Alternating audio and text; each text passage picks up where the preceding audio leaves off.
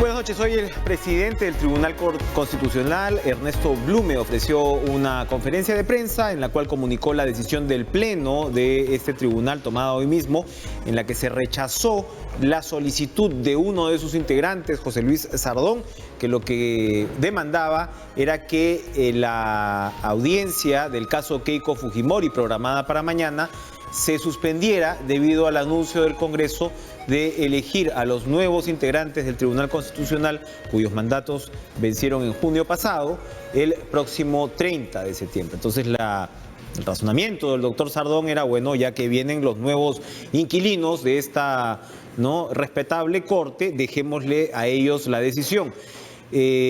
Todos, excepto el señor Ferrero y evidentemente el señor Sardón, el señor Ferrero se abstuvo, votaron en contra de este pedido, los 5 magistrados, argumentando que, bueno, que si hay cambios, pues los nuevos magistrados se adaptarán a lo que ya se ha discutido, sea por actas, sea por video, y que podrán, pues, tomar su decisión en ese caso sin ningún problema, pero que finalmente estamos hablando de un caso emblemático, ese ha sido el término utilizado por Blume, y que, mal que bien, pues, el Tribunal Constitucional va a hacer su trabajo hasta el último día. En eso estamos, es un escenario muy delicado el del Tribunal Constitucional, se han presentado incluso recursos de amparo, hemos visto ahora por parte de IDL para suspender esta designación, esta votación en el Congreso, y además se ha vuelto a dar un encontronazo entre el presidente de la República y el presidente del Ejecutivo, porque este último, Pedro Lechea, le ha reclamado a Vizcarra que ayer en un acto precisamente por el Día Central del Ejército se refiriera, pues, en términos que parecían, pues, directamente dirigidos, valga la redundancia, a el Congreso, por lo que Vizcarra consideraría una manipulación de la elección de los miembros del Tribunal Constitucional. Así estamos y le damos la bienvenida al doctor Eloy Espinosa Saldaña, uno de los 7 miembros del Tribunal Constitucional, que sabemos además, pues, fue uno de los que votó en contra del pedido hecho por su colega, el doctor Sardón. Doctor Espinosa Saldaña, gracias por estar con nosotros. Siempre es un placer estar aquí, Enrique. ¿Por qué usted votó en contra de este pedido? Muy bien, porque creo que como magistrados de Tribunal Constitucional, siempre nuestra obligación, hasta el último minuto que estemos, es atender los procesos. A nosotros se nos convoca para resolver los dramas humanos o las discusiones que hay sobre la gobernabilidad y el funcionamiento de las instituciones. Para eso estamos. Y eso tenemos que hacerlo hasta el último minuto que estemos en el tribunal. Y si bien hay programado para el 30 un posible reemplazo de alguno o de todos nosotros... No necesariamente todos, son 6 los que están, digamos... Lima es una ciudad de muchas especulaciones y se especulan muchas cosas. Pero lo cierto es que aun cuando fuéramos los 6, entonces hay 10 días hábiles como un plazo para pasar la instalación de unos miembros del tribunal a otros miembros. O sea, se sigue en funciones el saliente es que por 10 días más. Hay que ir cerrando casos, hay que ir cerrando cosas, trámites administrativos y sin duda cuando hay algún error de firma en un expediente te llaman, pues, para corregirlo. O sea, tú tienes que estar, es un honor ser magistrado del Tribunal Constitucional de tu país y tienes que estar dispuesto, pues, a trabajar en ese sentido hasta el último minuto que la tarea te lo reclame. Yo entiendo las preocupaciones de algún magistrado que planteó esto, pero creo que organizándonos podemos hacer las cosas. De hecho, hay despachos que tenemos solamente 10 expedientes pendientes cada semana. Entonces, el alegar que tenemos muchos casos pendientes sería tan duro como decirle a los 61 procesos programados para mañana que no van. Tan duro como los 30 y tantos procesos programados para la audiencia descentralizada en Arequipa que no van. Que para todos los casos en trámite que han entrado al tribunal, y algunos muy delicados que ya han entrado o que están por entrar, entonces, entre ellos, por ejemplo, la inminente discusión en el tribunal del acuerdo llegado con Odebrecht para poder determinar qué es lo que se está dando por delación premiada en el caso Lava Jato, o la eventual presentación de un proceso competencial por cuestión de confianza no va, porque hay que esperar a que se nombren nuevos magistrados. No, señores, nosotros somos magistrados con los mismos derechos y sobre todo con las mismas obligaciones hasta el día que nos reemplacen. Es el mismo caso, el de Keiko Fujimori, que el de Ollanta Humala, porque usted esta misma promo, por decirlo de alguna manera, sacó de la cárcel a Ollanta Humala y a Nadine Heredia. Y uno de los argumentos de la defensa de Keiko Fujimori es que ya habría un precedente a este respecto en casos que ellos consideran similares, es decir, en casos que tienen que ver con aporte de campaña por parte de Odebrecht. ¿Qué nos puede decir al respecto? Adelantar, por supuesto, sin adelantar otra vez su opinión. ¿Son casos similares o tienen diferencias? A ver, lo que hicimos en el caso Humala Heredia es fijar criterios. O sea, si usted, juez, tiene que dar una prisión preventiva dentro del gran escenario, como sabemos, medidas cautelares son estas decisiones mientras tanto se toman para asegurar el cumplimiento del resultado de un proceso o el trámite de un proceso. Una medida cautelar en el ámbito penal no quiere decir que yo esté condenado. Entonces puedo ser absuelto. Lo que estoy es asegurando que el trámite se haga a cabalidad porque alguien está directamente vinculado con la situación que se le adjudica, porque esa vinculación parece ser muy fuerte y evitando un riesgo de fuga o un riesgo de obstaculización del trámite por actuaciones que pueda tener. Entonces, la medida más radical es prisión preventiva. Y lo que nosotros hemos hecho en el caso Humala Heredia es establecer qué recaudos, qué criterios hay que tomar para poder aplicar en casos una prisión preventiva y si no se cumplen con esos criterios, poder jugar con otras restricciones a la libertad, pero no tan intensas. Entonces, con lo cual nosotros no hemos resuelto ya todos los casos. Lo que hemos es establecido a propósito de un caso, criterios que habrá que ver si en los otros que vienen se dan. Y esos otros, obviamente, se pueden llamar Keiko Fujimori, Alberto Yoshiyama, o Jaime Yoshiyama, o como se llama. La obstaculización a la justicia es una variable importante a tener en cuenta, la obstaculización de la investigación. Enrique, yo no puedo adelantar opinión. Pero es uno de los elementos que sin duda que es uno de los elementos que se estudian. O sea, no basta, mucha gente cree que solamente lo que hay que tomar en cuenta es si el delito que se me plantea es grave, si la vinculación con ese delito es intensa y si hay riesgo de fuga.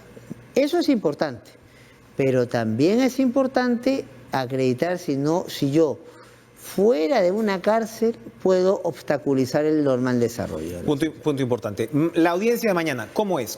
Porque ahora el señor Blume señalaba que Keiko Fujimori podía pedir el uso de la palabra, bueno, pero solo para una situación, para comunicar algo factual, no algo jurídico, que es la tarea que le compete a su abogada. ¿Qué quiere decir esto? Bueno, al parecer Ernesto no está debidamente informado porque hasta donde me lo ha dicho la relatoría, entonces, y espero que no como una situación anterior le hagan cambiar después lo que redactó la relatoría. Entonces, solo ha pedido la palabra por el lado de Keiko Fujimori, su abogada Juliana Loza y el abogado Aníbal Quiroga. No estaría presente en ese caso. Es que no tiene por qué estarlo. La participación, cuando tenemos a alguien que está en cárcel, normalmente se hace a través de una llamada telefónica, se coordina por teléfono y las personas lo que tienen que hacer, porque ellos no son los abogados, sino llevan la parte, digamos, técnico-jurídica del caso, es un informe sobre hechos. O sea, a mí tal cosa se me dijo, yo no recibí ese papel, sí lo recibí, me reuní con fulano, no me reuní con sutano. Eso es lo que se llaman informes sobre hechos. Hasta donde nos ha dicho el relator del Pleno, la señora Keiko Fujimori no ha pedido una participación para hacer un informe sobre hechos. Muy bien. Aníbal Quiroga ha sido registrado entonces como el abogado para este caso ante el Tribunal Constitucional. Según, que antes no, según lo que se ha comentado el relator del Pleno del Tribunal, que es la fuente que me ciño, la defensa de Keiko Fujimori ha acreditado a 2 abogados. El señor Blume, entiendo yo, eso ha sido, en fin, él creo que él mismo lo ha declarado, es el ponente en este caso. Es el ponente en este caso. ¿Es el presidente porque es un caso emblemático? ¿Esa es la figura? A ver, expliquemos esto que ya lo hemos explicado alguna vez, pero creo que debe quedar diáfano.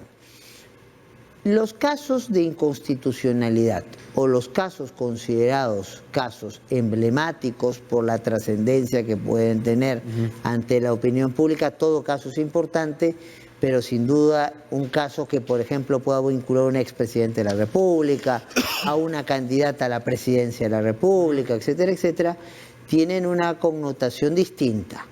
Entonces, todos los casos en principio, salvo los de inconstitucionalidad, van a sorteo.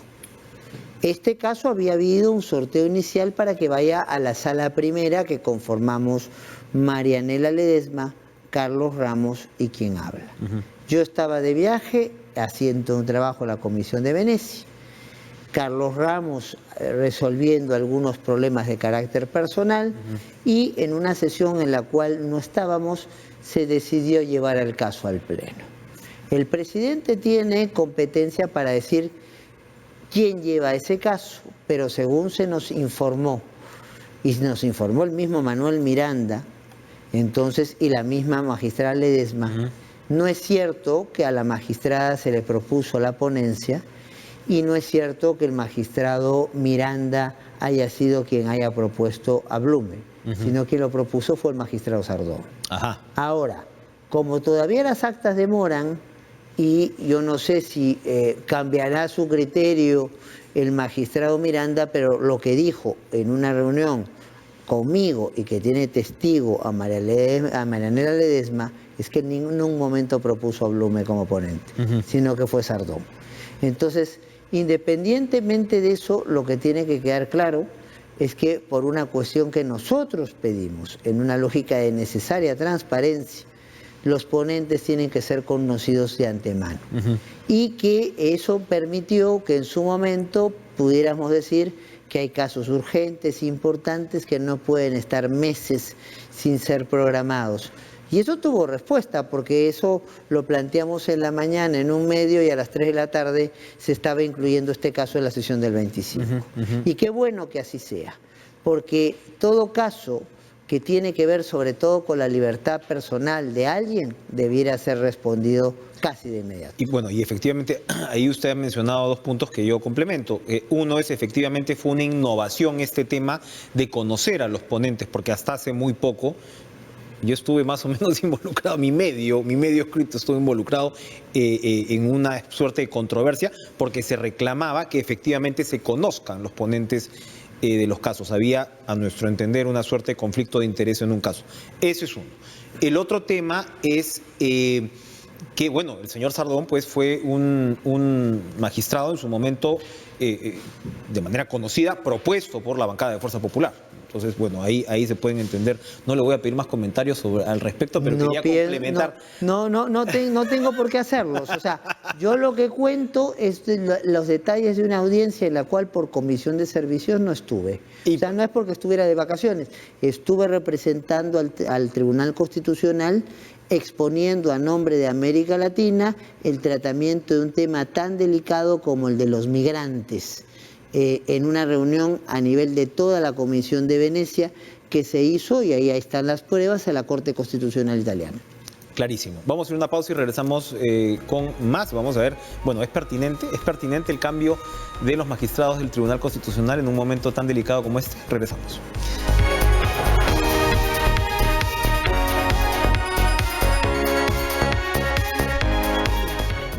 Estamos viendo Cara a Cara.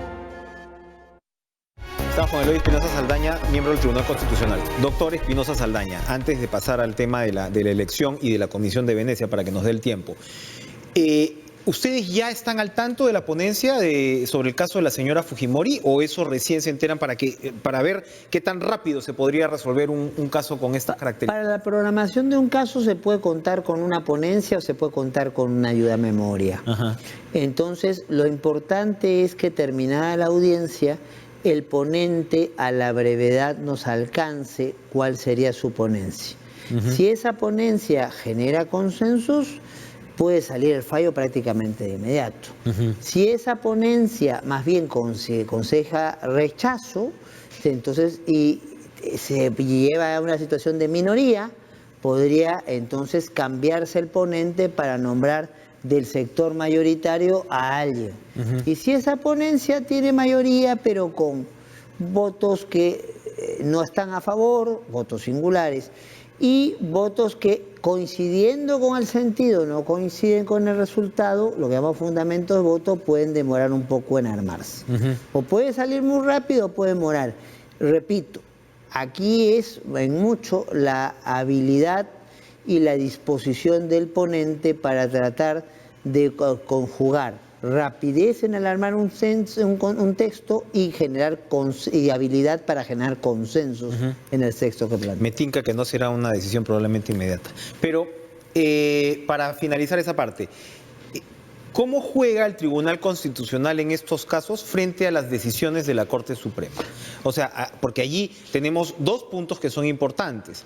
Uno es el Pleno Casatorio reciente que definió algunos parámetros para la prisión preventiva y el otro es el hecho que la propia Corte Suprema haya no rechazado, sino matizado la situación de Keiko Fujimori con la respuesta a su casación, ¿no? Donde le bajaron de 36 a 18, pero bueno, eso evidentemente tampoco la ha dejado conforme. ¿Cómo interpreta el Tribunal Constitucional estos precedentes? Bueno, en realidad la respuesta final la vamos a ver por escrito de aquí a algunos días, pero lo que sí puedo adelantar son ciertas cosas. Nosotros somos muy respetuosos de este proceso que se ha generado, porque una vez producida la sentencia Humala Heredia, la Corte Suprema saca un precedente, un pleno casatorio, como le llaman ellos, en una línea complementaria a algunos aspectos de Humala Heredia. Y yo veo en el gran pronunciamiento sobre la prisión preventiva una preocupación por profundizar el tema. Ahora, eso no quiere decir que nosotros necesariamente coincidamos con todos los aspectos de ese pleno casatorio. Y si ese pleno casatorio asumiéramos que viola derechos fundamentales o asumiéramos que interfiere competencias constitucionales de otros órganos, podríamos apartarnos de lo señalado en ese pleno. O sea, ese pleno puede ser un insumo muy importante, pero se evaluará en su momento qué tanto lo es. Dos, lo que se ha dado en el caso de Keiko Fujimori es una sentencia, entonces, y como cualquier resolución judicial, entonces le toca al tribunal evaluar los alcances de esa sentencia. Pero ojo, hay que tener presente algo. Este caso es el caso presentado por Sachi Fujimori por las condiciones en las cuales es detenida su hermana. No es un habeas corpus contra la sentencia de la Corte Suprema. Que es un caso distinto que se puede presentar después. Aquí es una hermana que considera que su hermana está detenida indebidamente y que considera que el proceso que se le está siguiendo, si se le siguiera, debiera ser en libertad. Ahora, que podemos en ese tenor tomar en cuenta argumentación de la Corte Suprema para poder evaluar, porque básicamente vamos a evaluar la misma situación que se ha discutido en ese caso, sin duda podemos hacerlo, dependerá del ponente y si el ponente no lo hace o consideramos que no lo hace bien, pues probablemente alguno de los otros magistrados lo hará. ¿Debería esperarse por lo menos ser superada como sea superada, esta crisis entre el Ejecutivo y el Legislativo para elegir a los sucesores, a sus sucesores en el Tribunal Constitucional? Yo creo que las condiciones para hacer las cosas tienen que ser las mejores condiciones posibles. Me preocupa mucho cuando, a diferencia de lo nuestro, que por cierto es una respuesta a un proceso de una elección que se cayó por cuestionamiento de la población, yo no uso el término, escribo la situación, la elección nuestra fue luego de que se habían conocido todos los candidatos, que todos los candidatos fuimos a evaluar nuestro currículum con detalle, que fuimos entrevistas con los diferentes grupos políticos, que la opinión pública conoció con anticipación quiénes eran, e incluso puedo plantear observaciones y tachas. En mi caso se plantearon 2 tachas que yo pude absolver y finalmente postular. Entonces, donde todos los grupos políticos estaban de acuerdo con los candidatos y no había por lo menos 5 grupos políticos que están pidiendo la nulidad del procedimiento. Ni había instituciones que plantearon un amparo cuestionando el procedimiento. No por mucho madrugar se amanece más tarde. Ni un día más del congresista Velázquez Quezquén, evidentemente, bueno, a usted no lo han querido mucho en el Congreso, ya no nos va a quedar tiempo para discutir lo que ha sido ese recorrido.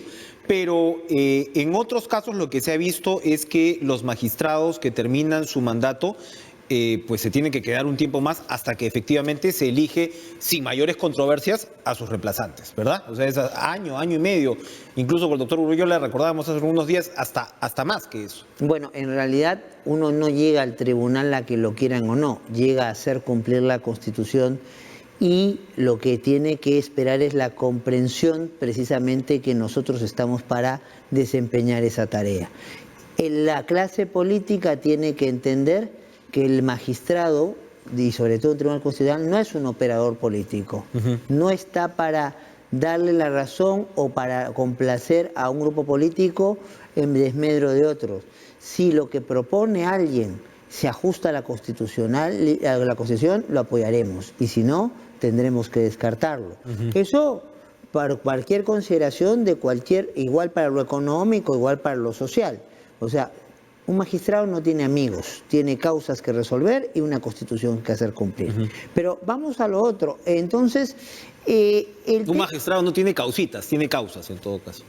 No, ni hermanitos. Claro, ni hermanitos. Ni hermanitos, por no términos actuales. O sea, tiene que resolver los casos y no tiene ni corazoncito, como me dijo alguna vez alguien, es que yo resuelvo con el corazoncito. Si alguien resuelve con el corazoncito, no está en el perfil de lo que debe ser un juez constitucional. Ni con el corazoncito ni con el hígado, con el cerebro y con la doctrina jurídica. Y sobre todo con el cumplimiento estricto de la Constitución.